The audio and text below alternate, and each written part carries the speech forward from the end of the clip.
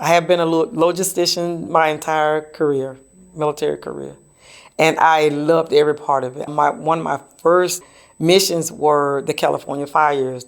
When they had the big fires, we were actually involved in those fires. I remember standing in the middle of this big open field where we had fire trucks, we had all of our military vehicles, we had our supply, we had our, our admin, we had everything out there in place. It was set up so nicely. The ashes would come down, and we were just completely soaked in ashes.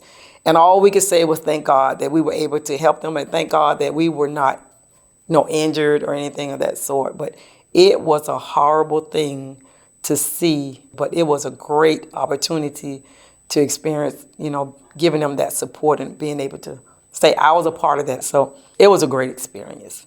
So let me tell you how I switched over to the Air Force. We were actually in Washington, and I was in the active duty guard. And I'll periodically go by and I was like, they seem to have more fun over there.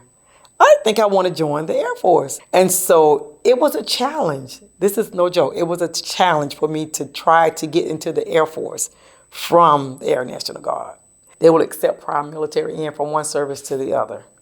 They don't do it often. And then when they open that window, you have a certain amount of time to enlist, and then they close that window. When you're in a closed environment where you work every day, you can go on first name basis as far as the Air Force. The Army, it has to remain the same. Your position is you have to remember that once you get outside those walls, the respect comes back. We know that the respect is there. However, it's more relaxed in a working environment when you're inside. So it's called IMA, Individual Mobility Augmentee.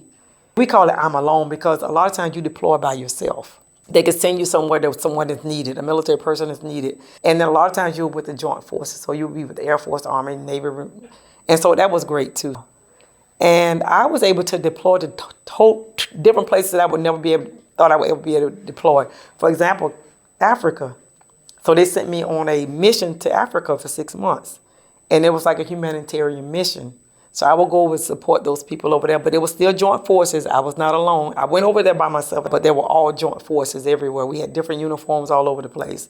And so I worked with the civilians, and I was able to work with joint forces. The opportunity came to go to air assault school. You hear a lot about air assault school. You hear a lot about airborne. But I remember it so very well, and I was like, that's a challenge. I love challenges. And so I remember being one of the first females to graduate from air assault school.